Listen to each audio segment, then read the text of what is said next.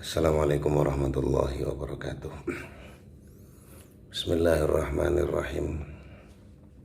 Sebelum saya lanjutkan pembacaan kisah Nabi, bahwa yang diceritakan dari awal sampai hari ini adalah sekelumit kisah kecil yang hanya bisa diungkapkan dengan kata-kata, karena keagungan Nabi dari mulai dikandung atau bahkan keterangan penciptaan Nur Muhammad itu tidak bisa dikata-kata, karena sangat luar biasa. Pokoknya tidak bisa dikata-kata. Ini hanya sekelumit supaya kita itu lebih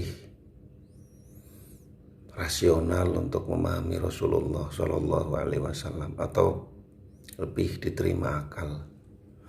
Karena setelah iman terus naik ke yakin, bahwa setelah yakin tak cukup untuk mewakili dengan kata-kata, karena ilmu-ilmu tentang kehakikatan yang diungkapkan dengan kata-kata itu hanya ungkapan terkecil bagi samudra hakikatnya Allah yang dipaham dari sumber Rasulullah Shallallahu Alaihi Wasallam. Jadi pertama kajiannya adalah untuk menempuh iman atau cinta dulu ke Nabi Muhammad Shallallahu Alaihi Wasallam. Bismillahirrahmanirrahim. Tali kasih. 5 hari setelah kepergian ibunda tercinta, Nabi Muhammad kecil diasuh oleh sang kakek Abdul Muthalib. Mulai hari itu kecintaan Abdul Muthalib kepada Abdullah segera tumpah, tercurahkan keseluruhnya pada cucu mungilnya ini. Kini usianya telah mencapai 100 tahun lebih. Di usianya yang makin uzur itu, pengaruh kepemimpinan beliau di bumi Mekah kian berwibawa. Seperti sebelum merenovasi sumur Zam-Zam, mertua Aminah ini sangat gemar berada di sisi Ka'bah. Untuk itulah keluarga beliau sengaja mempersiapkan sebuah permadani yang dihampar di bawah naungan Ka'bah. Karena begitu hormatnya terhadap Abdul Muthalib, semenjak tempat itu disediakan, tidak ada satu pun yang berani menempatinya, baik keluarga atau maupun warga Mekah. Termasuk Hamzah sekalipun tidak berani duduk di tempat tersebut. Tetapi lain halnya dengan cucu kecilnya yang bernama Muhammad ini. Beliau sering tiba-tiba duduk dengan sang kakek yang tengah menikmati suasana kota. Jika paman-pamannya hendak membopongnya untuk dipindahkan ke tempat lain, maka sang kakek segera berkata, "Biarkanlah dia bersamaku.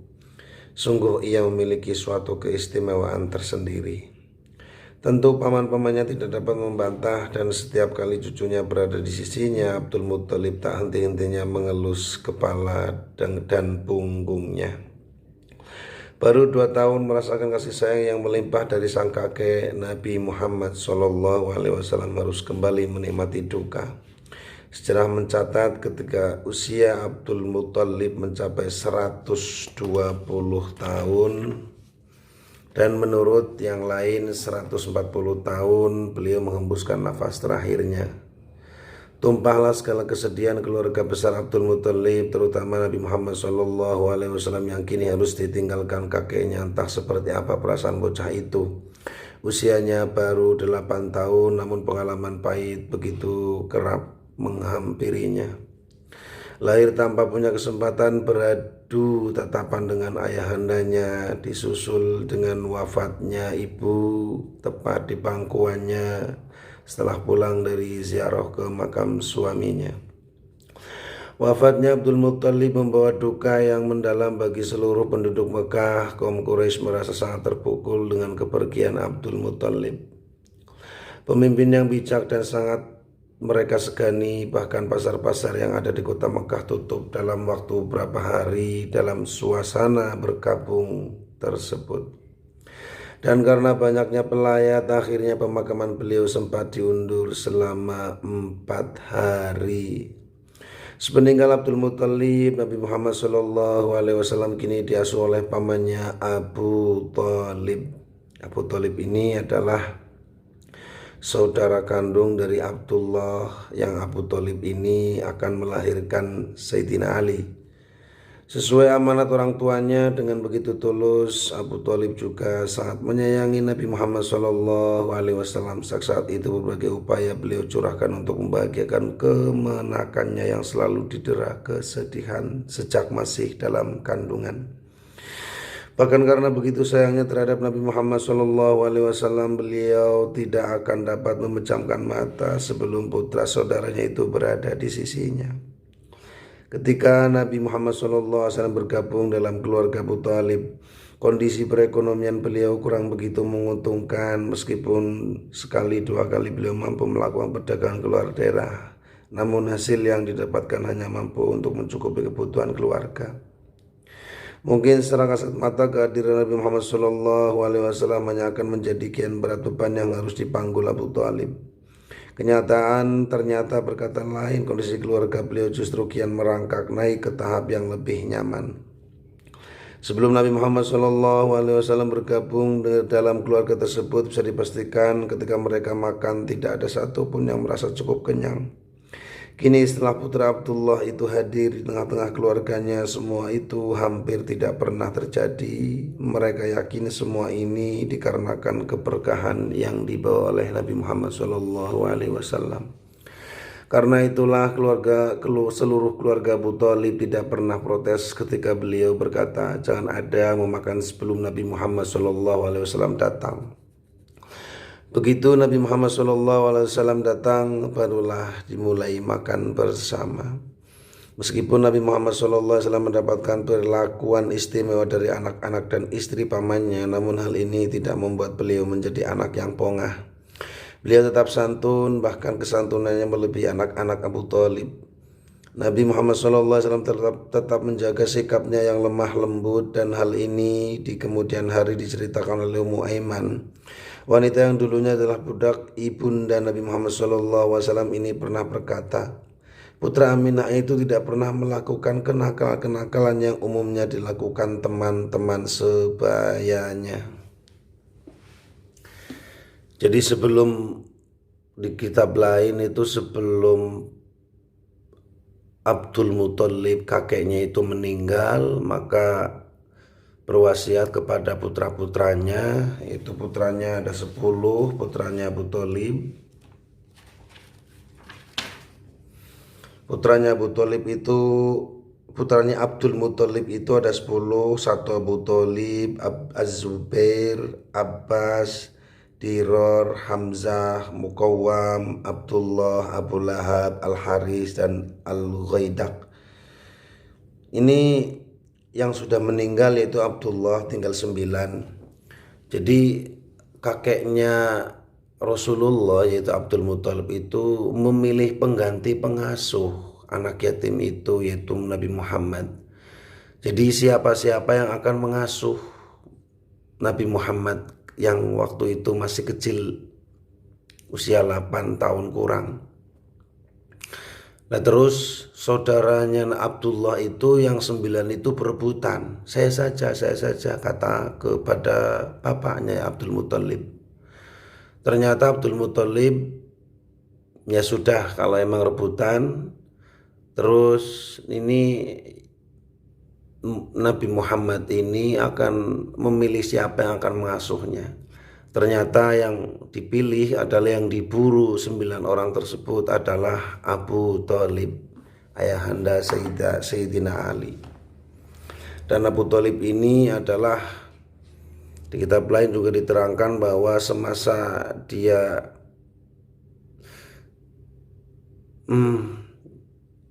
mengasuh Nabi Muhammad waktu kecil itu tak pernah melihat aurat sekujur tubuhnya. Karena Abu Thalib itu pernah mengatakan bahwa ketika Rasulullah itu hendak mengganti bajunya sendiri, itu badannya tak kelihatan. Ini dari kitab-kitab lain diterangkan seperti itu. Yang ke-12 dari bagian prakenabian adalah Syria 1. Selama beberapa tahun ikut keluarga Abu Thalib, Nabi Muhammad SAW sering menyaksikan pamannya melakukan perjalanan dagang bersama beberapa orang Quraisy. Pagi itu, ketika pamannya sedang mempersiapkan berbagai pembekalan, Nabi Muhammad SAW berdiri di ambang pintu. Matanya sembab dan air matanya menetes, perlahan membasahi pipinya yang putih. Ini kita kalau betul-betul resapi itu hidup dari kecil, dari dalam kandungan sudah ditinggal ayahnya. Setelah melahirkan baru beberapa hari pisah dengan ibunya karena disusui Bani Sa'ad di perkampungan, di pedesaan. Setelah 2 tahun dia baru bersenang-senang dengan ibunya selama beberapa tahun, hanya beberapa tahun. Setelah baru senang-senangnya sama ibunya, terus si ibunya ziarah ke makam suaminya yaitu Abdullah yang ada di Madinah. Terus sedang bermain di Madinah 1 bulan, terus perjalanan pulang ke Mekah, ternyata ibunya meninggal dalam pangkuannya. Terus setelah itu diasuh oleh kakeknya sampai 2 tahun, juga lagi senang-senangnya sama kakeknya, manja-manja sama kakeknya juga meninggal. Setelah itu ini diasuh oleh pamannya yaitu Abu Thalib. Penampilannya yang selalu rapi, bersih dan begitu tenang memang seolah mampu memendam berbagai kenangan pahit yang dialaminya. Namun pagi itu entah mengapa Nabi Muhammad SAW tiba-tiba mencucurkan air matanya. Melihat hal itu, Abu Thalib segera menghentikan aktivitasnya. Hati kecilnya tak kuasa melihat tetesan air mata yatim piatu yang berdiri mematung di ambang pintu rumahnya. Buru-buru ia dekati kemenakannya itu. Didekapnya dengan lembut tubuh Nabi Muhammad SAW yang mulai menampakkan kegagahannya. Dengan begitu haru Nabi Muhammad SAW membenamkan tubuhnya ke dalam pelukan pamannya. Menyayat sekali. Bagi Nabi Muhammad SAW, Abu Thalib lebih dari sekedar paman. Pamannya inilah yang menggantikan curahan kasih sayangnya Abdullah ayahnya. Pelan-pelan Abu Thalib melepaskan pelukannya. Selama ini ia tidak pernah berniat mengajak Nabi Muhammad SAW melakukan perjalanan jauh mengingat beratnya medan yang harus ditempuh. Kini setelah menyaksikan air mata kemenakannya, tiba-tiba terbesit keinginan untuk mengajaknya sambil memegang kedua pundak Nabi Muhammad SAW dan menatap dalam-dalam matanya sembab. Abu Thalib berbisik lirih, "Demi Allah, aku akan mengajaknya. Aku tidak akan pernah meninggalkannya sampai kapanpun." Inilah hadiah istimewa dari pamannya bagi Nabi Muhammad SAW. Di usia yang ke-9, satu versi mengatakan saat beliau berumur 12 tahun. Rombongan bertolak dari Mekah dengan mengusung berbagai barang dagangan. Tak kala tiba di padang pasir yang luas, unta-unta mereka nampak berderet seperti berjalan di atas pematang sawah. Telapak kaki karavan dagangan ini menciptakan sebuah garis panjang seperti ekor ular tak berkepala. Padang pasir di depan mereka nampak luas, berwarna kuning-kuningan, menghampar seperti karpet tak bertepi jauh di depan sana. Ujungnya seolah bersatu dengan kaki langit yang menghujam ke bumi, memberikan kesan seolah pedagang-pedagang Quraisy ini sedang berjalan di dalam bola raksasa yang dibelah 2. Panasnya gurun pasir yang dipanggang mentari menciptakan fata morgana, riap-riap seperti segerombolan penari yang sedang beraksi. Seperti biasa sebelum masuki pasar Syria, mereka akan mempersiapkan diri di daerah Basra. Disinilah para musafir biasa melepaskan penat setelah bertarung hebat dengan panasnya padang pasir, dan tidak begitu jauh dari tempat istirahat itu berdiri sebuah gereja yang dihuni seorang pendeta dari masa ke masa. Ketika pendeta lama meninggal, maka dilanjutkan oleh pendeta lainnya. Pendeta itu akan mewarisi segala yang ada di dalam gereja, baik kitab Injil atau kitab-kitab kuno yang berisi ramalan tentang Jazirah Arabia, berhak untuk dipelajarinya. Kini ketika Nabi Muhammad SAW ikut rombongan pamannya, gereja itu dihuni oleh seorang pendeta bernama Bakhira. Ketika rombongan dari Mekah mendekati tempat tersebut, tanpa mereka sadari sepasang mata Bakhira menatap tajam dari dalam gereja. Ia begitu tertegun dengan pemandangan yang terlihat di luar gerejanya. Dia sudah terlalu sering melihat rombongan Quraisy melintas di depan gereja, namun kali ini ia benar-benar lain. Segumpal awan nampak selalu memayungi rombongan itu. Bahkan saat berteduh di bawah pohon, maka dedahannya menjuntai meneduhi mereka. Perhatiannya terpaku pada rombongan yang tengah beristirahat itu. Jadi dari Mekah perjalanan ke Syria itu dipayungi oleh awan rombongan itu. Seperti halnya Warokoh, Bakhira mampu menangkap pengertian lain dari sekedar peristiwa aneh itu. Sebagai orang yang mempunyai kedekatan agama yang cukup kuat, ia mampu memahami dan mengurai semua yang dilihatnya.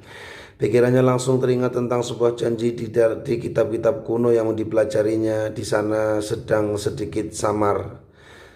sana dengan sedikit samar diterangkan akan datangnya nabi baru, nabi yang saat itu ditunggu oleh kaum Yahudi ataupun Nasrani.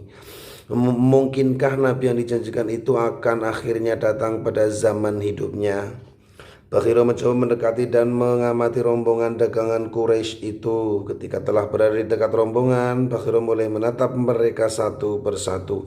Tak satu pun dari rombongan itu yang tahu maksud kedatangan pendeta ini. Tiba-tiba Bakhira kembali ke gerejanya tanpa mengucapkan sepatah kata pun. Namun tak lama kemudian ia kembali mendekati rombongan dan berkata kepada mereka, "Wahai kaum Quraisy, aku telah menyediakan berbagai makanan untuk menjamu kalian semua. Aku harap kalian sudi datang, baik yang tua, muda, merdeka maupun budak. Wahai Bakhira, demi Allah, Anda nampak begitu aneh hari ini. Selama ini Anda tidak pernah melakukan hal seperti ini sebelumnya, meskipun kami sering melintasi di sini. Apa yang terjadi pada Anda hari ini?" sahut seorang rombongan. "Anda benar, tapi kalian adalah tamu-tamuku dan aku sangat ingin menghormati kalian. Maka datang dan nikmatilah hidangan yang telah aku sediakan," jawab Bakhira. Seluruh anggota rombongannya segera berkumpul di tempat yang telah disediakan Bakhira. Namun Nabi Muhammad SAW yang merasa masih terlalu muda dan tidak selayaknya bergabung, memilih berteduh di bawah pohon untuk menjaga unta-unta mereka. Begitu semuanya berkumpul, Bakhira segera menyapukan pandangannya dengan penuh selidik. Ia mencari-cari seorang yang mungkin mempunyai ciri-ciri untuk menjadi nabi yang dijanjikan. Merasa yang dicarinya tidak tampak, pendeta tua itu pun berkata halus pada para tamunya, "Wahai orang-orang Quraisy, jangan sampai di antara kalian ada yang tertinggal untuk menikmati hidanganku. Kami tidak meninggalkan seorang pun kecuali seorang anak yang di saat ini berada di belakang sana," jawab mereka enteng. "Janganlah kalian melakukan hal itu. Panggillah kemari, biarkan ia ikut menikmati hidangan ini," sahut Bakhira. "Demi Lata dan Uzza, tak masalah bagi kami seandainya putra Abdullah itu tidak ikut bersama kami," jawab mereka sambil terus melahap hidangan yang ada. Tanpa mengucapkan sepatah kata, Bakhira berlalu meninggalkan tamu-tamunya menemui Nabi Muhammad SAW. Diajaknya putra Abdullah itu ke tempat jamuan untuk menikmati hidangan yang bersama rombongan. Selama kemenakan Abu Thalib ini tuh menikmati hidangan, pendeta Bakhira tak henti-hentinya menatap beliau. Ia begitu tertegun pada Nabi Muhammad SAW. Seusai menyantap hidangan, putra Aminah itu beristirahat di tempat yang terpisah dari rombongannya. Bakhira sangat penasaran dengan Nabi Muhammad SAW karena ia tak mampu lagi menahan keinginan tahuannya. Maka didekatilah cucu Abdul Muthalib itu. Mereka kemudian bercakap-cakap, "Wahai pemuda, Wahai pemuda, demi Lata dan Uzza aku ingin menanyakan sesuatu padamu. Jika berkenan menjawabnya, aku harap engkau sudi menjawabnya. Namun jika tidak berkenan, hal itu tidak menjadi soal bagiku. Bakhira menemui percakapannya. Nabi Muhammad SAW menjawab, janganlah Anda menanyakan apapun padaku dengan mengatasnamakan Lata dan Uzza. Demi Allah, aku paling tidak suka dengan hal itu, jawab Nabi. Mendengar hal tersebut, Bakhira tercengang. Ia lantas meralat kata-katanya. Demi Allah, aku ingin menanyakan sesuatu padamu, hal-hal yang belum aku ketahui. Bakhira kemudian menanyakan berbagai hal yang dianggap perlu. Sekali lagi ia dibuat kagum oleh jawaban-jawaban Nabi Muhammad SAW. Jawaban-jawaban yang diutarakan mencitrakan bahwa beliaulah Nabi yang ditunggu-tunggu itu.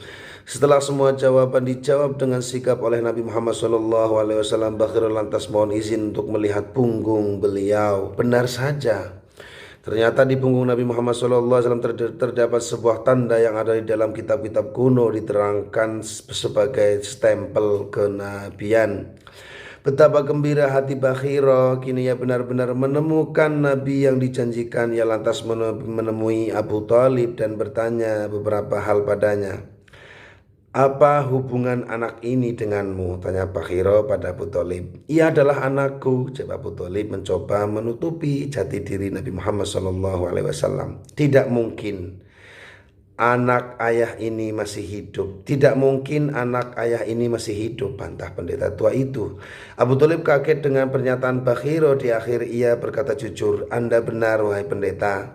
Ia adalah anak saudaraku. Apa yang terjadi pada ayahnya? Bakhira bertanya. Lanjut, ayahnya telah meninggal saat ia masih dalam kandungan ibunya. Kali ini Abu Thalib tak lagi menutup-nutupi jati diri kemenakannya. Diakui ataupun tidak, Abu Thalib juga cukup penasaran dengan pertanyaan-pertanyaan pendeta itu. Bagaimana mungkin putra saudara laki-lakinya tiba-tiba dikenal dengan begitu detail oleh Bakhira? Bukankah ini adalah pertemuan mereka yang pertama? Pertanyaan ini segera buyar karena peringatan yang diutarakan oleh Bakhira. Cepat. Bakhira memperingatkan Abu Thalib, cepatlah kau pulang, ajak pulang anak ini. Lindungilah dia dari orang-orang Yahudi. Demi Allah, seandainya orang-orang Yahudi mengetahui hal ini, maka mereka pasti akan menyakitinya. Keponakanmu ini memiliki keistimewaan yang luar biasa. Bakhira mencoba mengingatkan Abu Thalib. Abu Thalib mendengarkan baik-baik pesan itu. Begitu barang-barang dagangan terjual, ia segera mengajak kemenakannya untuk kembali ke Mekah untuk menghadiri hal-hal yang tak diinginkan. Ini kaum Yahudi atau kaum Nasrani sebelum Nabi Muhammad lahir itu sudah menantikan karena sudah tahu duluan tanda-tanda kenabian Nabi Muhammad. Tetapi setelah lahir dia cemburu dengan keberadaan kelahiran Nabi ada di negeri Arab. Padahal dia berharap bahwa akan turun dari Bani Israel. Inilah yang menjadi kecemburuan sampai saat ini dari kaum Bani Israel atau dari kaum Yahudi. Sekian dulu. Assalamualaikum warahmatullahi wabarakatuh.